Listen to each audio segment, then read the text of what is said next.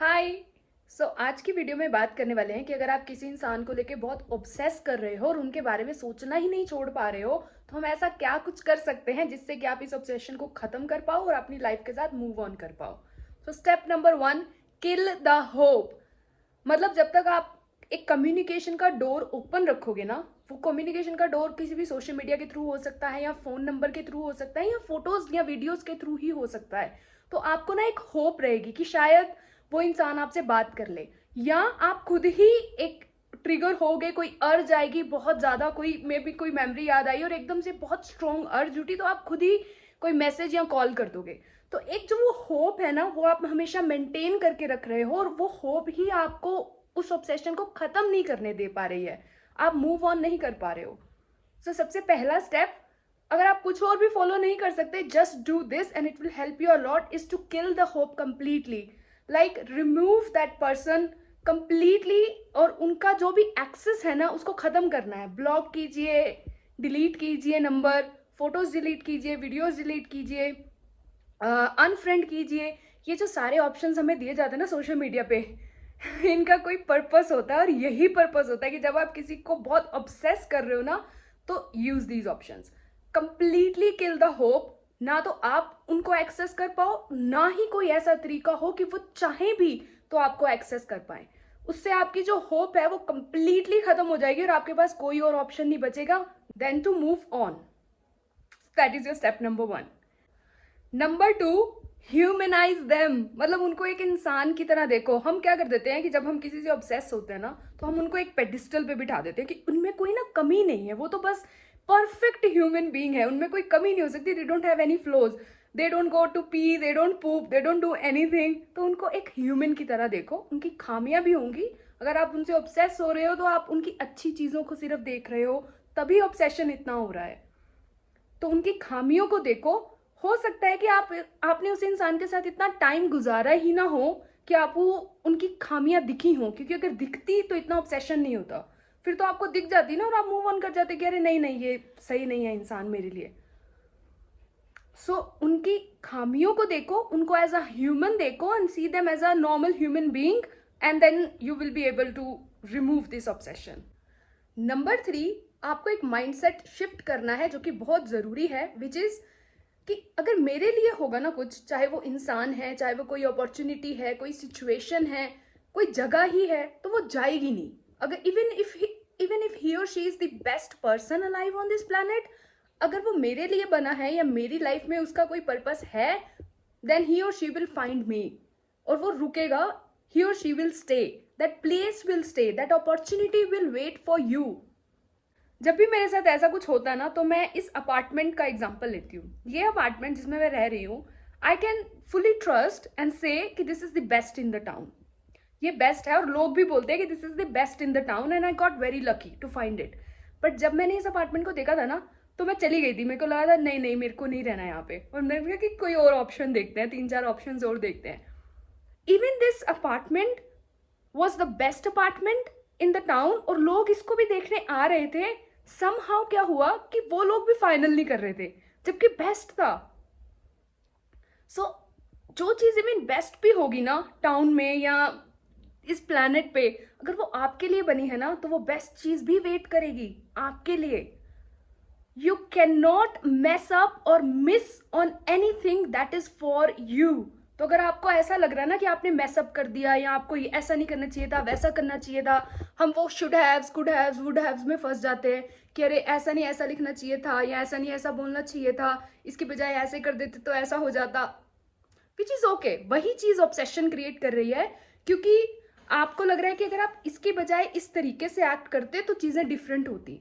नहीं, चीजें डिफरेंट बिल्कुल नहीं होती। वो चीज काम नहीं करनी थी। That opportunity, that people, that situation was not for you. और जो भी हुआ, जैसे भी हुआ, वो वैसे ही होना था, ताकि जो चीजें आपके लिए बनी है वो आप तक पहुंच सके, आप उन तक पहुंच सको। ये माइंडसेट शिफ्ट करना है। Number 3, you can not mess up or miss anything that is for you. Number 4, आपको कुछ पसंद होगा करना, कोई हॉबी होगी, कहीं कुछ खेलना कूदना पसंद होगा, या डांस करना पसंद होगा, पेंटिंग, ड्राइंग, कुछ भी आपकी हॉबी होगी जो आपको करना पसंद होगी, उसको कीजिए, उस पर टाइम स्पेंड कीजिए। हम क्या करते हैं कि हम खाली बैठे रहते हैं, तो खाली empty mind is devils place, तो वो थॉट्स तो आने ही आने हैं, आप ऑब्सेस करोगे ही करोगे, फिर उसी में फंसोगे, शुड हैव्स में, कुड हैव्स में, वुड हैव्स में, ऐसा नहीं ऐसा करते, ऐसा नहीं ऐसा करते तो ऐसा होता। So indulge yourself in a hobby, कुछ ऐसा करो जो आपको एक्चुअली में करना पसंद है। It could be simply as dance, it could be simply as going on for a walk. तो एक हॉबी ढूंढो और उस पर अपना टाइम स्पेंड करो। नंबर 5, अपनी इस ऑब्सेशन को कोई रोमांटिक जेस्चर का नाम देने की बजाय, क्योंकि हमारी कंडीशनिंग ऐसी होती है ना कि बॉलीवुड मूवीज देख देख के कि अरे अगर कोई किसी को स्टॉक कर रहा है, अगर कोई किसी के बड़ा पीछे पड़ा हुआ है तो ये बड़ा एक बहुत प्यार की निशानी है, या मतलब बड़ा ज्यादा अच्छी बात समझते हैं हम ऑब्सेशन को। No, instead of giving it a name of a romantic gesture, आपको बोलना है कि ये एडिक्शन है, इट इज नॉट हेल्थी। और मैं एडिक्ट हो क्यों रहा हूँ या हो क्यों रही हूँ?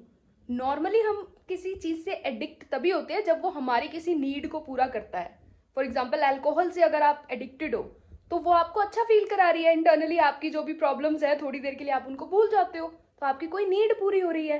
तो इंस्टेड ऑफ रोमांटिक जेस्चर का नाम देने की बजाय उसको एडिक्शन का नाम दो और बोलो कि ये बंदा मेरी कौन सी नीड पूरी कर रहा है। अगर मैं इतनी ऑब्सेस हो रही हूँ, if I am so obsessed with this person, तो अंदर कोई ना कोई नीड है जो मुझे खुद की पूरी करनी है, उस इंसान से पूरी नहीं करवानी है वो नीड। बिकॉज आप खुद भी सोचो ना कि अगर आप किसी को अपनी नीड के लिए यूज कर रहे हो तो वो तो प्यार वैसे भी नहीं हो सकता ना। प्यार is like you give unconditional love, like you just love this person not because कि वो आपकी किसी नीड को पूरा कर रहे हैं, but just love just is.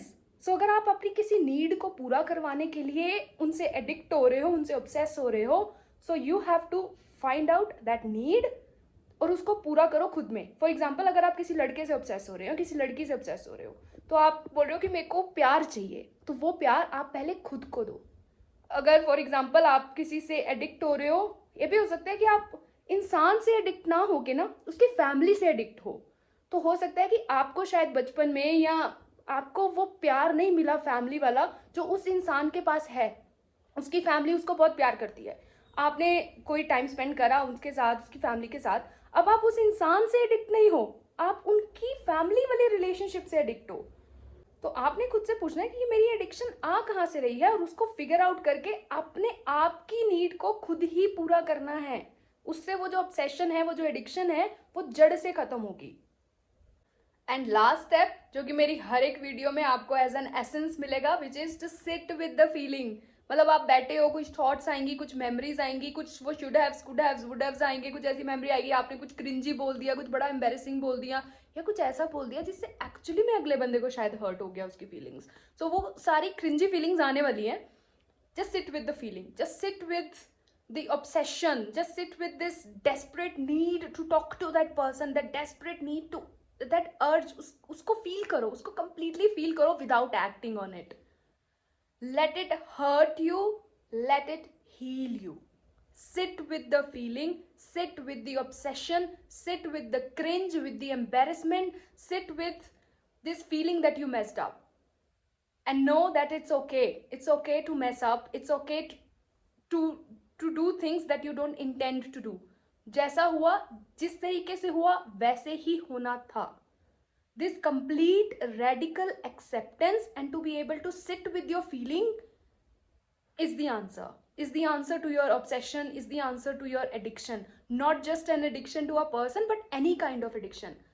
Alcohol की एडिक्शन ही अगर किसी को है तो उसका भी जो हीलिंग तरीका होता है वो यही होता है कि जब वो बहुत ज्यादा स्ट्रॉन्ग अर्ज हो तो उसके साथ बैठो, उससे भागो नहीं, उसके ऊपर एक्ट नहीं करो, उसके साथ बैठो, वो बहुत देर तक नहीं रहेगी, वो अर्ज चली जाएगी, वो थॉट्स भी चले जाएंगे। कुछ भी परमानेंट नहीं है इस दुनिया में, चाहे अंदर की दुनिया की बात करें चाहे बाहर की दुनिया की बात करें, कुछ भी परमानेंट नहीं है।